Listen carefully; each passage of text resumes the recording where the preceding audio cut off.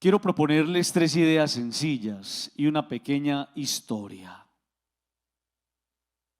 Primera idea: Dios puede hacer que de un tronco salga algo nuevo. Esa primera lectura del profeta Isaías es preciosa. Brotará un renuevo del tronco de Jesé. Sabemos que Jesé tenía muchos hijos, y entre los hijos que tenía está David, y sabemos que de la estirpe de David vendrá un hombre llamado Jesús. Entonces, cuando la palabra me dice brotará un renuevo del tronco de Jesé, me está diciendo que de allá, de esa raíz, de esa tribu, de esa estirpe vendrá el Salvador. Y yo me ponía a pensar cómo nuestra familia podría ser un tronco seco, cómo mi vida puede ser un tronco que se ha ido volviendo estéril, cómo mi casa puede ser un tronco que se ha ido muriendo. Y ahí, qué cosa tan linda, de ese tronco el Señor puede hacer florecer algo bonito. Eso es el Adviento. El Adviento es la esperanza que todos sabemos y tenemos de que Dios de lo poquito puede sacar mucho. Y por eso escuchábamos esta semana el evangelio de la multiplicación de los panes. Allí donde no hay nada, el Señor puede hacer florecer mucho.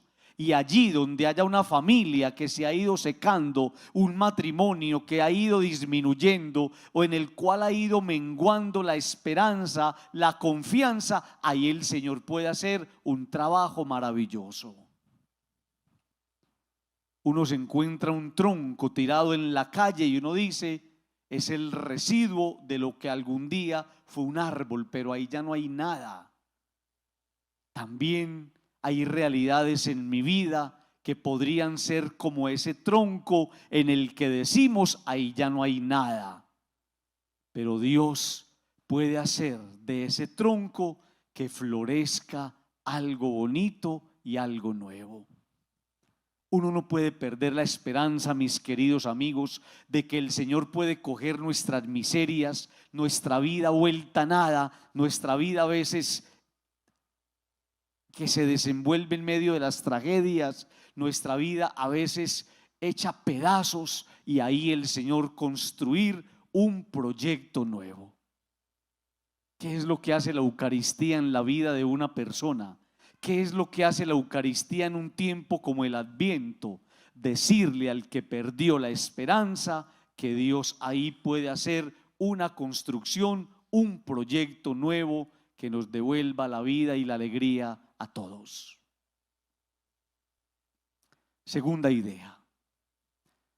En esa misma lectura del profeta Isaías aparece una propuesta extraordinaria: el perdón y la reconciliación. Atención a esto. Padres, que vivimos en guerra, en mi casa no nos hablamos, yo tengo muchos enemigos, mis hijos no me hablan, mi marido y yo no nos dirigimos la palabra. Y entonces este mensaje es para usted.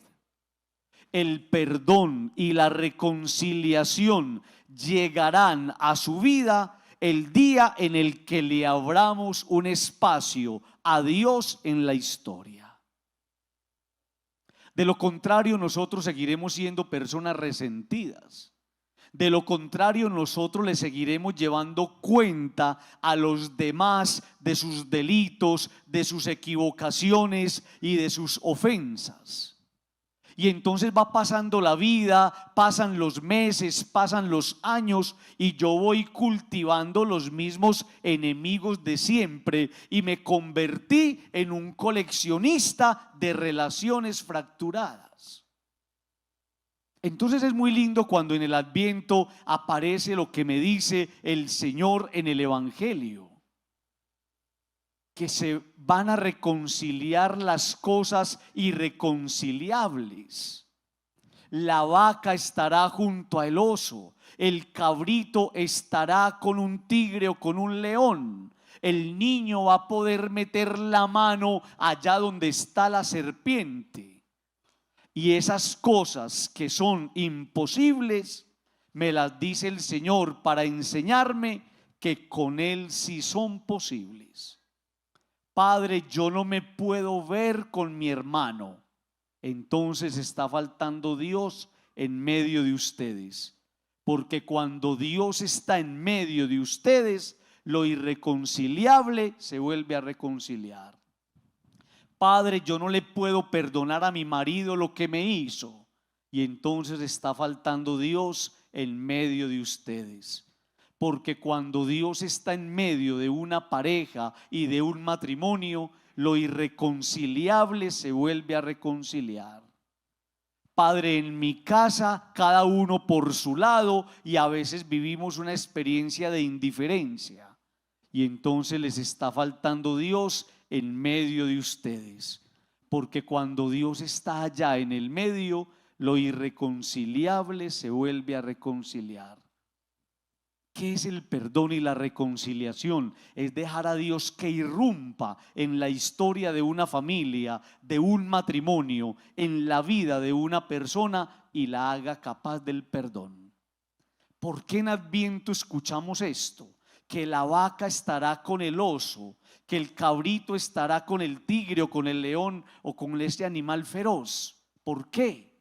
Porque es posible eso para Dios, que esas realidades que no se pueden encontrar se encuentren, y que yo me puedo volver a encontrar con aquella persona que saqué de mi vida, con aquella persona a la que no le dirijo la palabra, con aquella persona a la que he dicho en algún momento la odio. Es posible volver a encontrarme con esa persona si echo mano de Dios y lo dejo entrar en esta historia personal.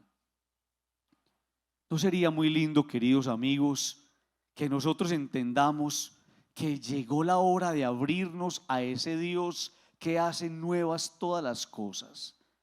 ¿No sería muy lindo marcar la diferencia en esta Navidad? Ser capaces de vivir una experiencia de perdón con aquellas personas con las cuales no nos hablamos. Ser capaces de regalarnos el perdón a nosotros mismos, viviendo una experiencia de encuentro con aquellos a los cuales nosotros algún día descartamos. Seguimos pensando que la Navidad son guirnaldas colgadas. Y seguimos pensando que la Navidad son luces que prenden y apagan. La Navidad es más que eso. Y conozco familias que no tienen para poner un bombillo, pero adentro viven como hermanos que se aman y que se respetan. Y esas son las verdaderas luces y los verdaderos adornos que tendrían que engalanar la vida. Es el momento del perdón. Y hoy tendríamos que salir de este lugar preguntándonos: Dios, ¿a quién me está pidiendo que perdone? Tercera idea. Nos habla el Señor en el Evangelio de un hombre llamado Juan Bautista, que se vestía de piel de camello. Oigan el outfit de Juan el Bautista, escúchenlo. Piel de camello, correa de cuero. Comía saltamontes y miel silvestre. Y entonces, Padre, ¿por qué escuchamos eso en este tiempo? Lo escuchamos para entender que la Navidad se tiene que vivir en una experiencia de sobriedad. De sobriedad. Miren, amigos, a nosotros nos enseñaron muy mal. Teníamos que estrenar el 8 de diciembre. Es decir, hace muchos años ya el estreno hasta ahora estaba listo para mañana. Díganme si no. Estrenábamos el jueves y el viernes santo. Y entonces la vida muchas veces nos fue encaminando hacia lo material y hacia entender esos momentos desde lo de afuera. Por eso aparece Juan Bautista en este momento, para enseñarnos que lo más bonito es cuando soy capaz de cultivar la austeridad del corazón. Y esa austeridad del corazón lo va a presentar como un hombre especial. No es un hombre inflado, no es un hombre orgulloso, no es un hombre pretencioso, no es un hombre de protagonismos, porque es libre afuera, es libre adentro, y por eso es capaz de decir: es que no soy yo. Todo mundo lo miraba a él como si él fuera el Hijo de Dios, y dijo: no soy yo, es el que viene detrás de mí. Y a veces nosotros tan trepados por allá que no hay trapito con qué cogernos. Y Juan Bautista nos enseña que la sobriedad de afuera se tiene que traducir también en la sobriedad de adentro. Y la sobriedad de adentro se tiene que traducir en la sobriedad de afuera. No es no estrenar, no es no tener la casa bonita, no es no preparar Nochebuena, es preparar primero el interior y, al estilo de Juan Bautista, volvernos más libres. Les voy a contar una historia. Se acercaba la Navidad y Jaimito escribió, como cada año, una carta a Jesús. Aunque este año tenía una petición muy especial. Querido niño Jesús, este año me he portado muy bien, he sido obediente y he estudiado mucho. Por eso quiero pedirte que me traigas una bicicleta nueva. Atentamente, Jaimito. Pero al colocar la carta junto al pesebre, se dio cuenta de que la figura de la Virgen María lo miraba fijamente. Jaimito se sintió incómodo, rompió la carta y escribió una nueva. Querido niño Jesús, este año me he portado más o menos bien y a veces he obedecido, aunque no he estudiado demasiado, pero por favor tráeme una bicicleta. Cordialmente, Jaimito.